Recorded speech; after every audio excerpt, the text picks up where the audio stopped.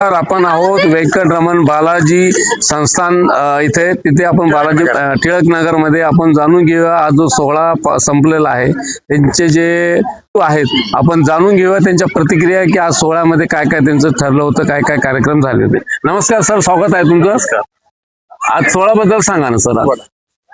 हे 33वे वर्ष आहे वर्धापन दिनाचं श्री व्यंकटरमण बालाजी मंदिराच्या, आणि हा आम्ही दरवर्षी साजरा करतो। 7 दिवसाचा सोहळा असतो।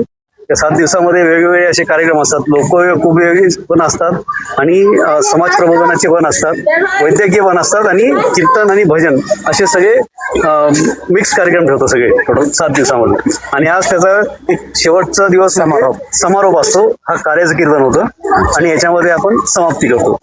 सर आज तुम्ही वैद्यकीय पण घेतात, असे कोणते डॉक्टर वगैरे काही? डॉक्टर कांजळकरांचा आपण एक प्रोग्राम ठेवला होता, एक दिवसाचा न्यूरोलॉजिस्ट, त्यांचा एक दिवस प्रोग्राम ठेवला होता। आणि बाकी असं प्रबोधनाचे सुद्धा कार्यक्रम इथं आपण पत्रिका लावलेली आहे त्याची। तर त्या 7 दिवसाचा पूर्ण प्रोग्रामची आपण तुम्ही हे कार्यक्रम दरवर्षी घेतात का? दरवर्षी घेतो आपण। ठीक आहे, पुढच्या वर्षाचं काय नियोजन आहे?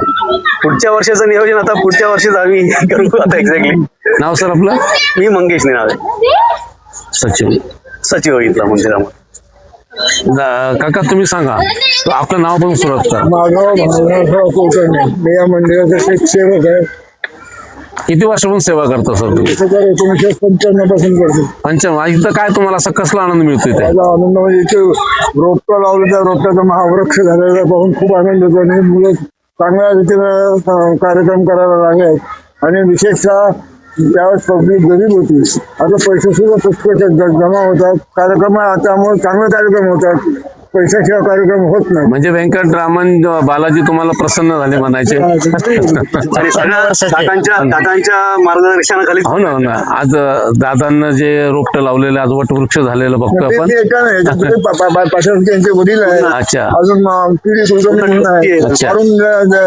अरुण अष्टपुत्र सर। अच्छा अच्छा, त्यांनी पाया रचला सगळा। अच्छा, आता मी आहे। तुम्हाला इथे आध्यात्मिक शांती मिळते, मनाची शांती मिळते ना सर। नाव सांगा सर आपलं? माझं नाव भानुदास कुलकर्णी। धन्यवाद सर। सर आपण सांगा। मी रामदास गुळवे याच परिसरात राहतो, पण 2015 पासून मंदिरात येतो आणि इथले प्रगती हे पाहून ज्येष्ठ नागरिक येतात अनेक, ते इथं बसतात, त्यांनाही विरंगुळा मिळतो। त्याच्यामुळे अतिशय छान आहे, व्यवस्था चांगली आहे। तुम्हाला कसं वाटतं इथे मंदिराच्या परिसरामध्ये आलं? मंदिर प्रसन्न वाटतं ना। तुम्ही रिटायर झालेला आहात का? म्हणजे इथे शांती सुखासाठी इथे येतात, हे होते आपले। अनेक येतात ना लोक। नाव सांगा सर आपलं? रामदास गुळवे। हे होते रामदास गुळवे सर। आपण जाणून घेतल्या त्यांच्या प्रतिक्रिया। धन्यवाद।